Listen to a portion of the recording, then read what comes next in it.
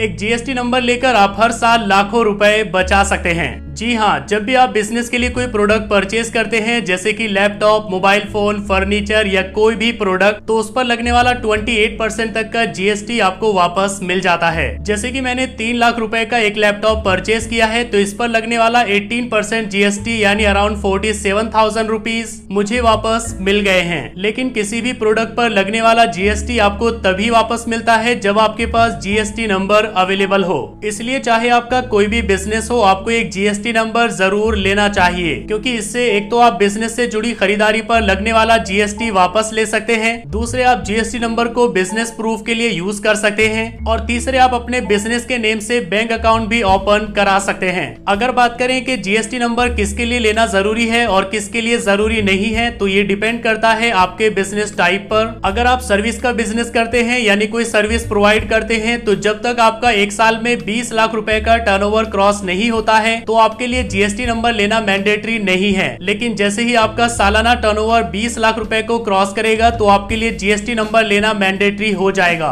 ऐसे ही अगर आप गुड्स का बिजनेस करते हैं यानी कोई सामान सेल करते हैं, तो इसमें 40 लाख रुपए तक की लिमिट्स दी गई है, यानी सालाना 40 लाख रुपए तक के टर्नओवर पर आपको जीएसटी नंबर लेना जरूरी नहीं है। लेकिन जैसे ही आपका सालाना टर्नओवर 40 लाख रुपए को क्रॉस करेगा, तो आपके लिए जीएसटी नंबर लेना मैंडेटरी हो जाएगा। तो सर्विस के केस में 20 लाख रुपए का और गुड्स के केस में 40 लाख रुपए का टर्नओवर क्रॉस होते ही आपके लिए जीएसटी नंबर लेना मैंडेटरी हो जाएगा। जीएसटी नंबर लेना बिल्कुल फ्री है, इसके लिए आपको कोई चार्ज नहीं देना होता है। सो आज के इस वीडियो में मैं आपको जीएसटी नंबर लेने का complete latest process step by step दिखाने वाला हूं। तो चलिए शुरू करते हैं। एक नया जीएसटी नंबर लेने के लिए आपको इस पोर्टल पर आना होगा, gst.gov.in। जीएसटी से रिलेटेड सारे काम इसी पोर्टल से किए जाते हैं, तो इसमें आप रजिस्टर पर क्लिक करेंगे। इस तरह से एक न्यू रजिस्ट्रेशन पेज ओपन हो जाएगा। इसमें आपको अपनी डिटेल्स फिल करनी है, जैसे कि I am a taxpayer. इसमें आपको काफी सारे ऑप्शंस मिल जाएंगे, लेकिन आप टैक्स पेयर यहाँ पर सिलेक्ट करेंगे। नीचे आप अपना स्टेट और डिस्ट्रिक्ट सिलेक्ट करेंगे। इसके बाद अपने बिजनेस का लीगल नेम यहाँ पर एंटर करेंगे। अगर आप इंडिविजुअल हैं तो अपना नेम यहाँ पर एंटर कर दीजिए, जैसा पैन कार्ड पर लिखा हुआ है वैसा ही आपको यहाँ पर टाइप करना होगा। नीचे आप अपना पैन कार्ड नंबर टाइप करेंगे। इसके बाद एक ईमेल आईडी और एक मोबाइल नंबर एंटर करेंगे। ईमेल आईडी और मोबाइल नंबर पर ओटीपी सेंड किया जाएगा, तो आपको वर्किंग ईमेल आईडी और वर्किंग मोबाइल नंबर यहाँ पर एंटर करना है। इसके बाद आप ये कैप्चा फिल करेंगे, जैसा नीचे लिखा हुआ है वैसा ही आपको यहाँ पर टाइप कर देना है। इसके बाद प्रोसीड। इसके बाद आपके मोबाइल नंबर और ईमेल आईडी पर एक एक ओटीपी सेंड किया जाएगा। मोबाइल वाला ओटीपी यहाँ एंटर करेंगे, ईमेल वाला यहाँ पर एंटर करेंगे। दोनों ओटीपी एंटर करने के बाद प्रोसीड पर क्लिक करेंगे।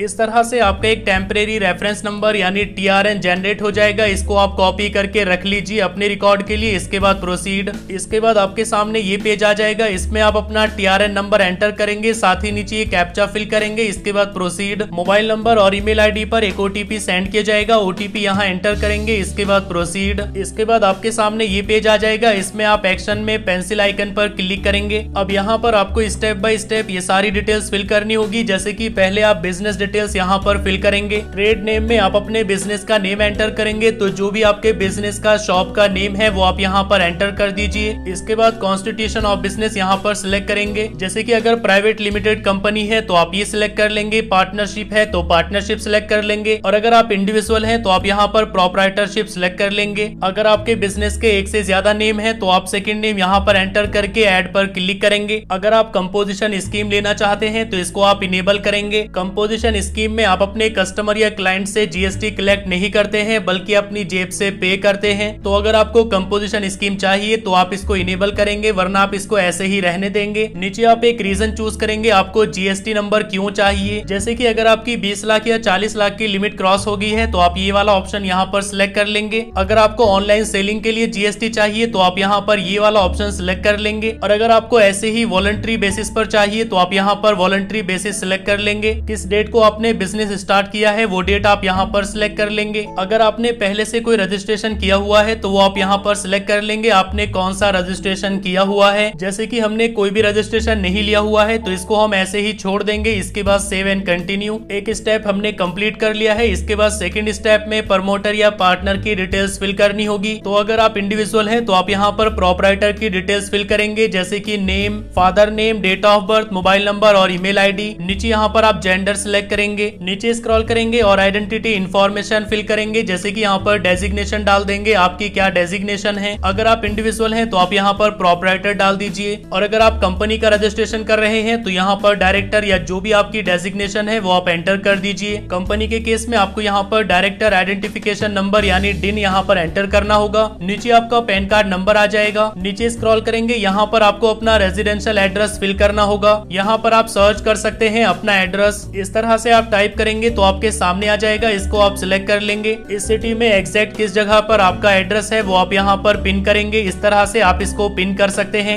इस मैप को आप यहाँ से फुल पेज भी कर सकते हैं और यहाँ से जूम इन और जूम आउट भी कर सकते हैं। तो जिस एड्रेस पर आप रहते हैं वहां पर आप इसको लाकर इस तरह से पिन कर देंगे। इसके बाद कंफर्म, तो इस तरह से नीचे यहाँ पर आपका एड्रेस आ जाएगा। बाकी डिटेल्स आप यहाँ पर फिल करेंगे, जैसे कि आप लोकेलिटी या सब लोकेलिटी का नेम यहाँ पर एंटर करेंगे। अगर आपकी बिल्डिंग का कोई नेम है तो आप बिल्डिंग नेम यहाँ पर एंटर करेंगे। बिल्डिंग का नंबर या फ्लैट नंबर या हाउस नंबर आप यहाँ पर एंटर करेंगे। इसके बाद आपको एक फोटो अपलोड करना होगा, जिसकी डिटेल्स आपने यहाँ पर फिल की है उसी का आपको एक फोटो यहाँ पर अपलोड कर देना है। जेपीजी फॉर्मेट में 100 KB के अंदर आपको फोटो यहाँ पर सिलेक्ट कर लेना है। इस तरह से फोटो अपलोड हो जाएगा। इस पर क्लिक करके आप इसको देख भी सकते हैं। जिस पर्सन की आपने यहाँ पर डिटेल्स फिल की है अगर वही ऑथराइज सिग्नेचरी है तो इसको आप यस कर देंगे। इसके बाद सेव एंड कंटिन्यू, डिटेल्स यहाँ पर सेव हो जाएगी। अगर आपको और ऐड करना है तो आप ऐड न्यू पर क्लिक करके इसी तरह से डिटेल्स ऐड कर सकते हैं। प्रोप्राइटर के केस में आप एक की डिटेल्स ऐड करेंगे, लेकिन अगर कंपनी या पार्टनरशिप है तो आप यहाँ पर मल्टीपल ऐड कर सकते हैं।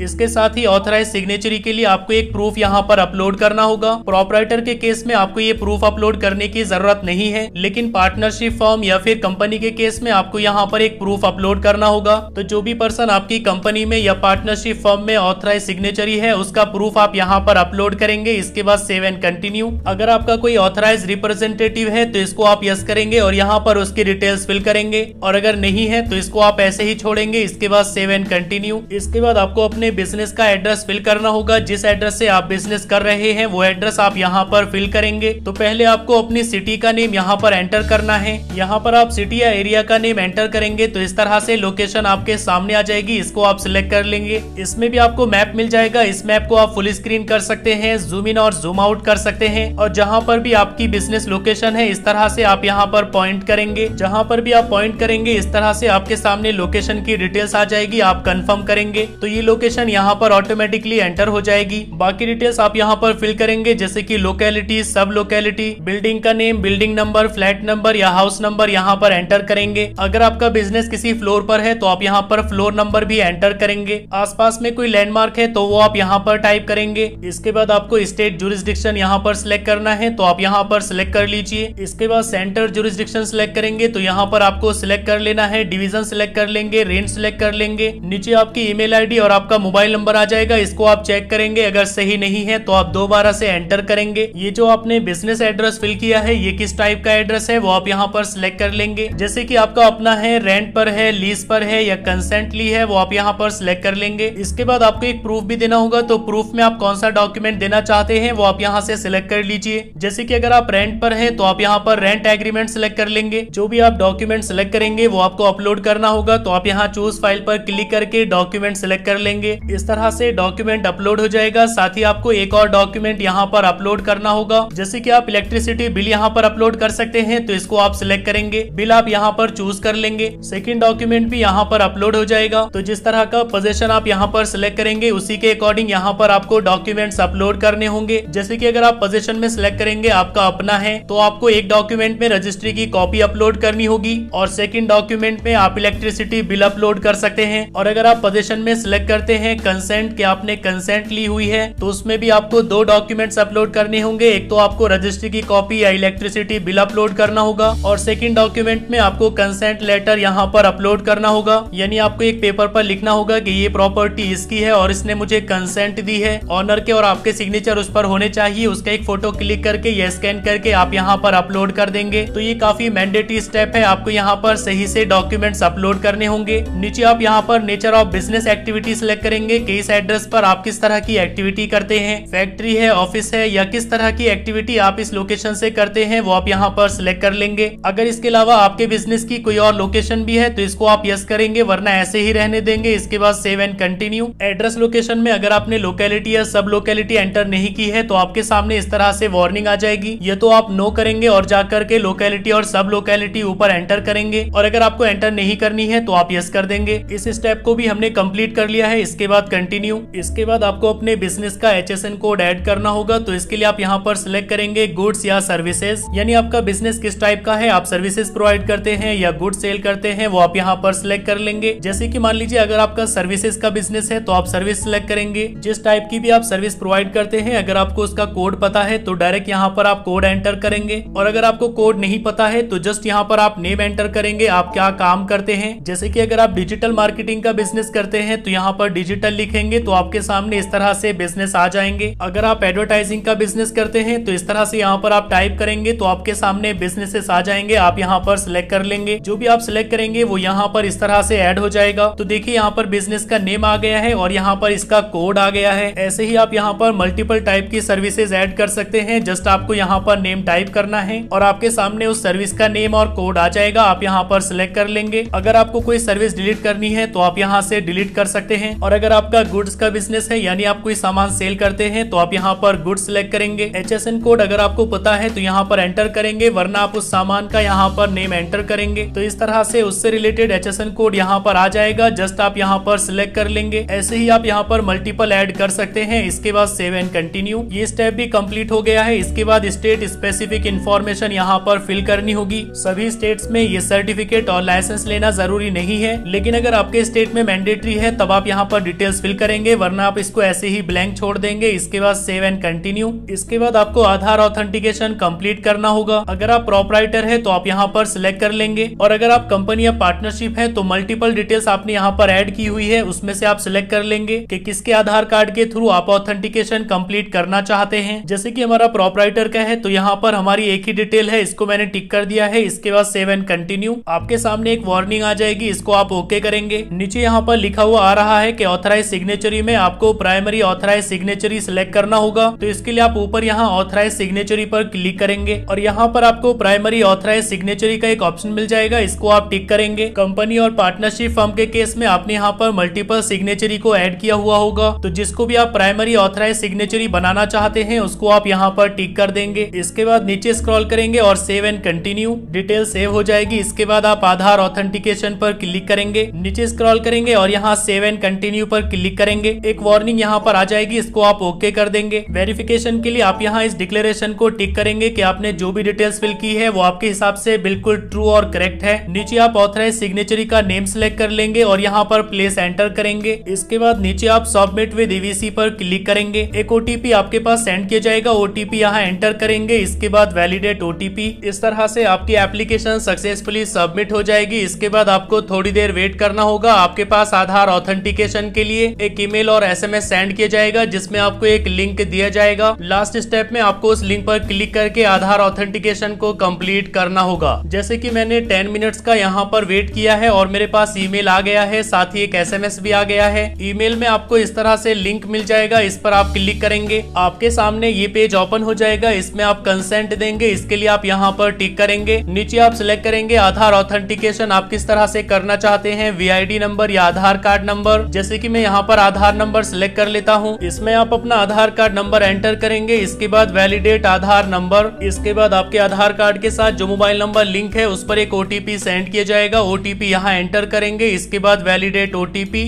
आपका आधार कार्ड सक्सेसफुली वेरीफाइड हो जाएगा। नीचे यहाँ पर भी आप देख सकते हैं Aadhaar authentication successful. GST number apply करने के लिए ये लास्ट स्टेप था। इसके बाद आपको कुछ और करने की जरूरत नहीं है, आपकी एप्लीकेशन सबमिट हो चुकी है। इसके बाद आपका ARN नंबर जनरेट हो जाएगा, जो आपकी ईमेल ID और SMS पर सेंड कर दिया जाएगा। इससे आप अपनी एप्लीकेशन का स्टेटस चेक कर सकते हैं। अपनी एप्लीकेशन का स्टेटस चेक करने के लिए आपको GST पोर्टल पर आना होगा। इसमें आप सर्विसेज में रजिस्ट्रेशन में ट्रैक पर क्लिक करेंगे। इसमें आप ARN नंबर एंटर करेंगे, जो कि आपकी ईमेल ID और SMS पर सेंड किया गया है। नीचे यहाँ पर आप ये कैप्चा फिल करेंगे, जैसा लिखा हुआ है वैसा ही आपको यहाँ पर टाइप कर देना है। इसके बाद सर्च। तो इस तरह से आपके सामने आपकी एप्लीकेशन का स्टेटस आ जाएगा। जैसे आपकी एप्लीकेशन अप्रूव हो जाएगी तो आपकी ईमेल ID और SMS पर आपका GST नंबर सेंड कर दिया जाएगा। जैसे ही आपको GST नंबर मिल जाएगा तो आप इसी पोर्टल पर आएंगे, लॉगिन पर क्लिक करेंगे। इसमें आप फर्स्ट टाइम लॉगिन में यहाँ पर क्लिक करेंगे। इसमें आप अपना GST नंबर एंटर करेंगे। साथ ही आपको एक टेम्परेरी पासवर्ड दिया गया है, वो पासवर्ड आप यहाँ पर एंटर करके लॉगिन पर क्लिक करेंगे। इसके बाद आपके सामने पेज आ जाएगा यूजर आईडी और पासवर्ड सेट करने का। तो जो भी आप यूजर आईडी रखना चाहते हैं आप वहां पर एंटर करेंगे। साथ ही जो भी आपको पासवर्ड रखना है वो आप वहां पर एंटर करेंगे, तो आपका यूजर आईडी पासवर्ड सेट हो जाएगा। तो जैसे ही आप अपना यूजर आईडी पासवर्ड सेट कर लेते हैं आप लॉगिन पर क्लिक करेंगे। इसमें आप अपना यूजर आईडी पासवर्ड डालकर लॉगिन करेंगे। सो इस तरह से आप सक्सेसफुली जीएसटी पोर्टल में लॉगिन हो जाएंगे और इस तरह से आपके सामने डैशबोर्ड आ जाएगा।